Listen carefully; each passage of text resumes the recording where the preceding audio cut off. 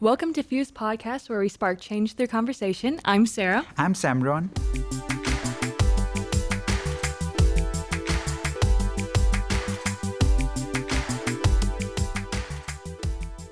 So Mohammed Jubary is our guest today. He's a former international student and currently an engineer in Springfield. Thank you, Mohammed, for joining us. Thanks for having me, first of all.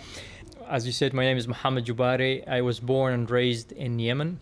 I was lucky to be born into a relatively affluent middle-class family where there was emphasis on education and self-improvement and skills and all that.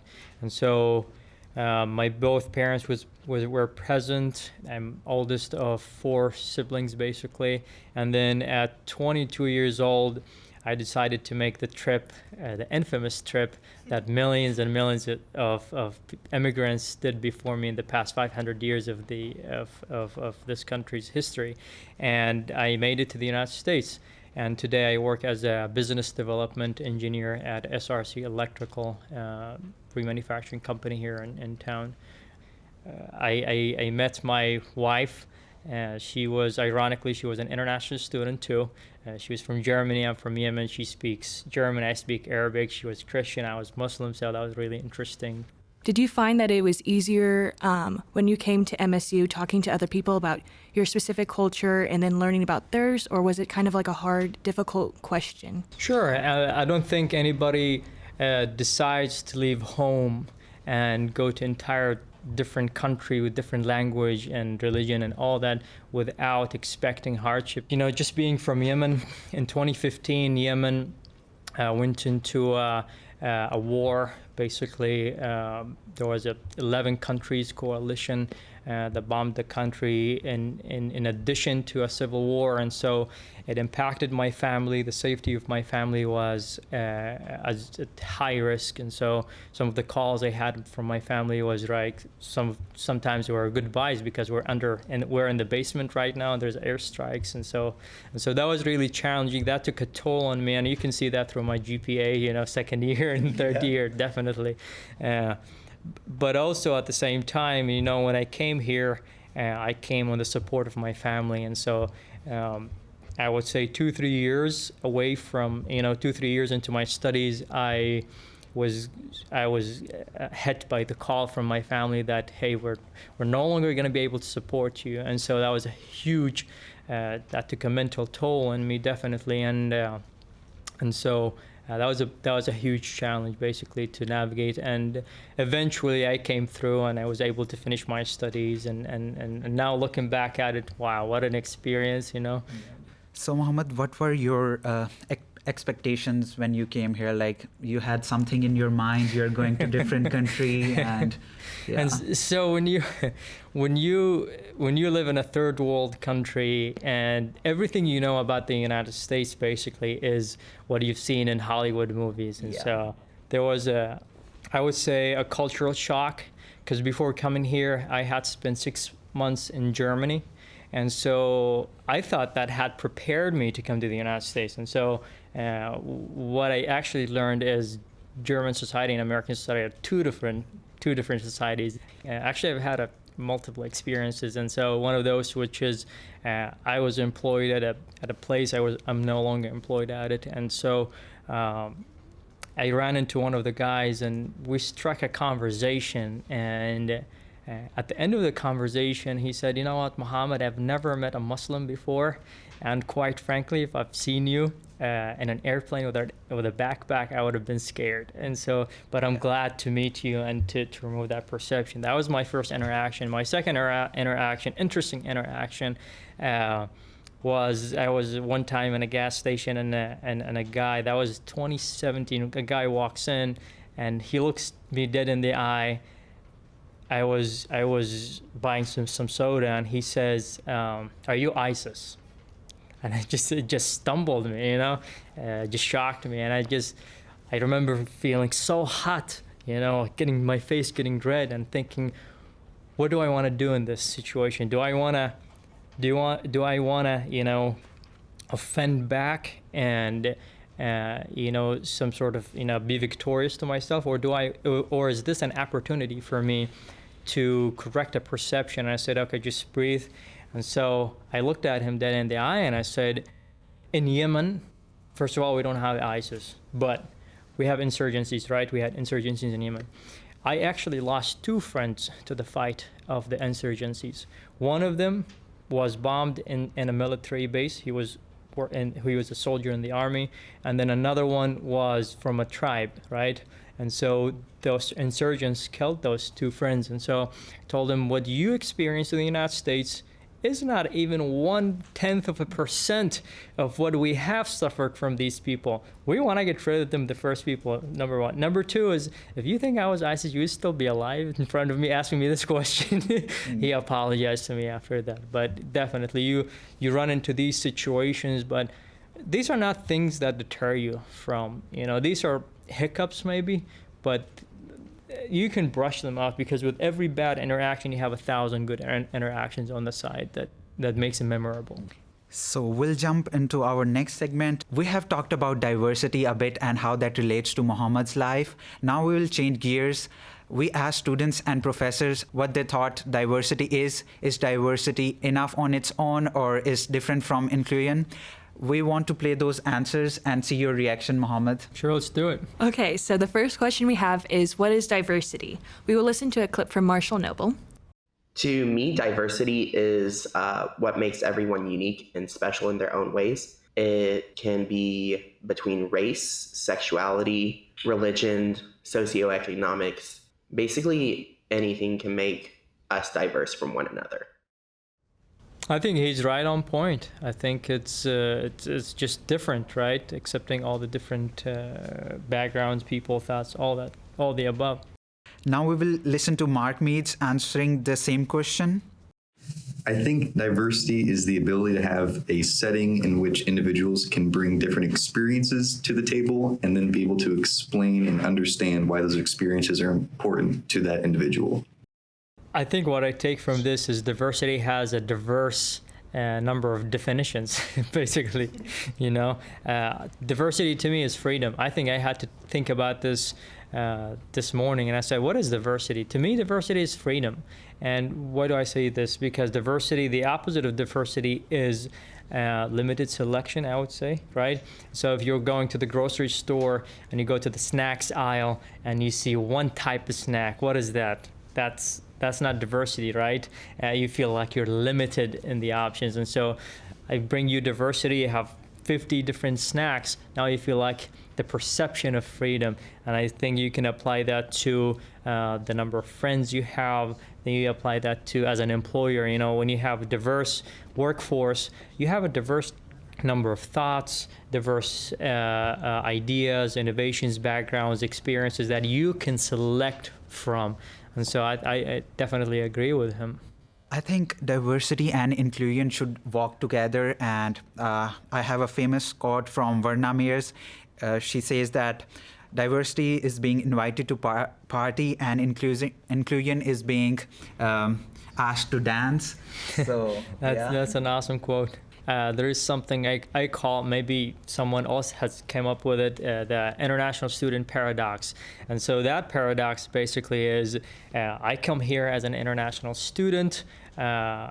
I want to immerse myself into the American culture or the United States culture.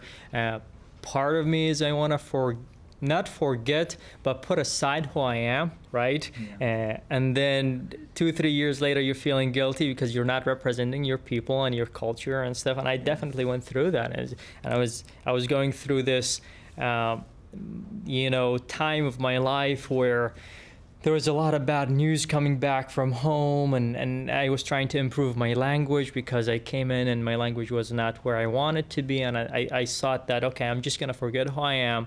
I'm gonna pick up, and immerse myself with the culture here. And then at some point it came back to me and I said, wait a minute, you left a big part of you. And so there's definitely this identity conflict. I want to ask, what's the major thing that you miss about your culture? I think if I had to choose, I would have to choose food, but you have to realize that I have not seen my family for almost 8 years now. And so it's been a while since I saw my family because of the situation back home. So the most thing I miss from my culture is actually my mother that I haven't seen in a while.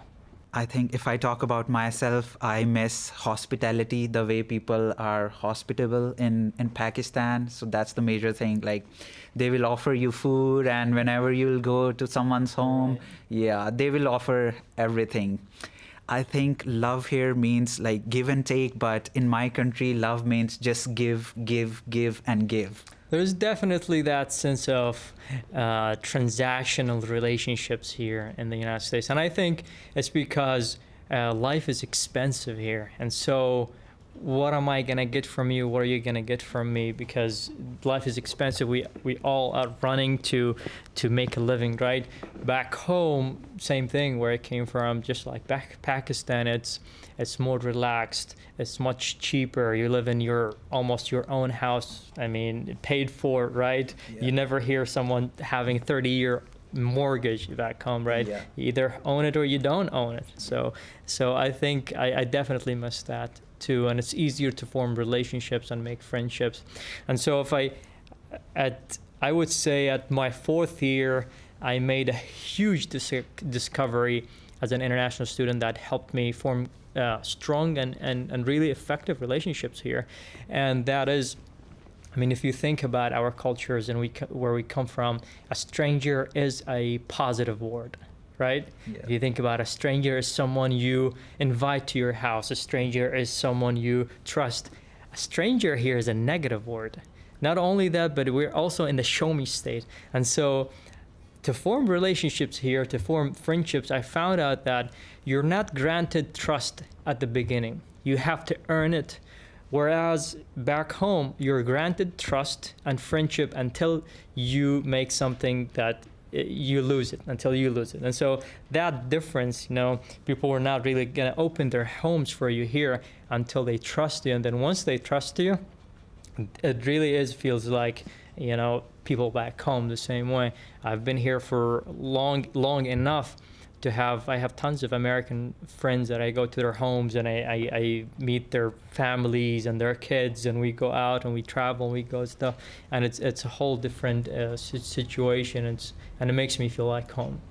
The final question we did on campus was, is there diversity, and is there any difference between diversity and inclusion? We have Sophie Arnold. The question was, is there difference between diversity and inclusion? We're just going to quickly play that right now. I think there is a difference. I think the kind of communities and minority groups on campus are different from how those communities feel they're being represented on campus.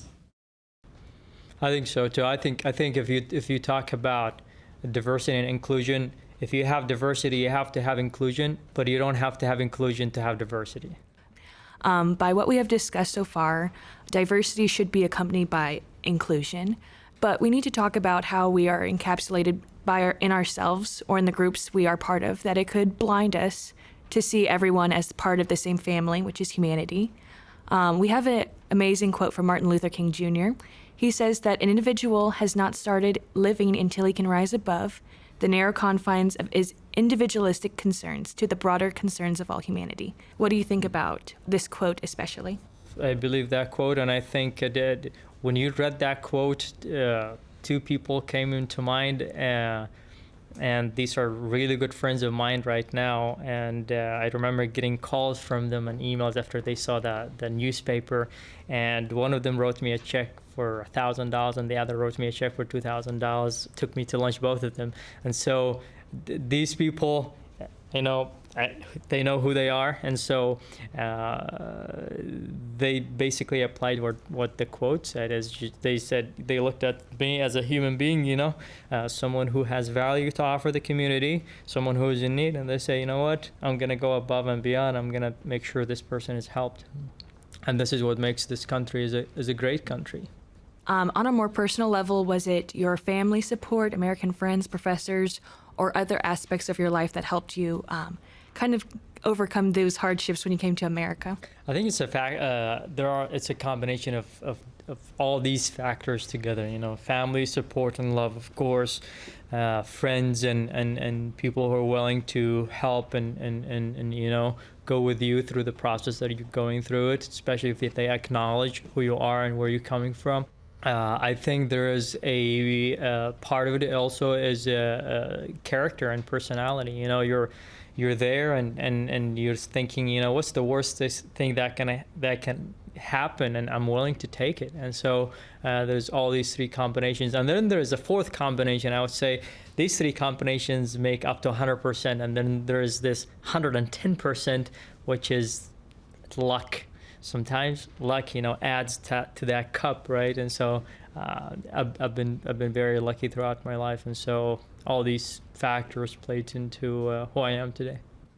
Mohammed, what was the one major strength that you had that you took and that made you stand out in this country? I don't know if I've stood out in this country, to be honest with you. I never really look back at my life and I see anything more, worth looking into than other people. But I would say growing up in Yemen, and the norm was hard and tough. And so when I was faced with problems here and so what's the worst that can happen, right? And I've noticed this actually throughout.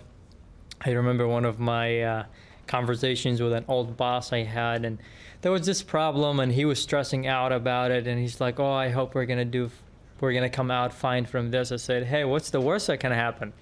He's like, he looked at me and he said, "Oh, I forgot you came from Yemen." So it really is different. It's relative to where you're coming from. I know there are some problems here, but I think it's a peaceful country. Like, you have your voice here. Yeah, and I think you should play what doesn't kill you makes you stronger. I mean, that's how I think about it for sure. I mean, there's one or two or five interactions, right, that are bad, but I'm not going to paint the entire experience based on, one ignorant situation or one, bad interaction. I mean, it's still experience. I would do it. I'm so thankful I did this experience, and sometimes I look back and I say, would I still do it? I would definitely do it all over again. I would start from zero tomorrow and go through the entire experience, because knowing that, along the way, along the trip, you're leaving chips of you, but you're getting new chips, and then you're forming new personality, and you're ready to face a new challenge, a new situation. I have another quote that we'll touch on this a little bit more. It's from Kathy W. Phillips. She's a professor at the Columbia Business School, and she specializes in leadership and ethics management. She wrote that diversity enhances creativity. It encourages the search for novel information and perspectives. And she also says it leads to a better decision-making and problem-solving. Diversity can improve the bottom line of companies and lead to unfettered discoveries and breakthrough innovations. Do you find this quote to be true for you? Could you talk a little more about what made you different and what made you succeed more in your career? I hate to brag on myself, but maybe I should have invited some of my bosses to this podcast. So, but definitely, noticing in my work environment, I think, it's almost being two people in the same person, two different individuals, two different minds in the same one. You come with what you came with, and you come here and you learn how it is here, and then you combine these both to have a really powerful combination. And so I'll give you an example. One of the things that you do back home a lot is you hustle and you negotiate. You negotiate. There's no set prices, and I can tell you that. You buy pants, jeans, you're hustling with the guy to reduce the price.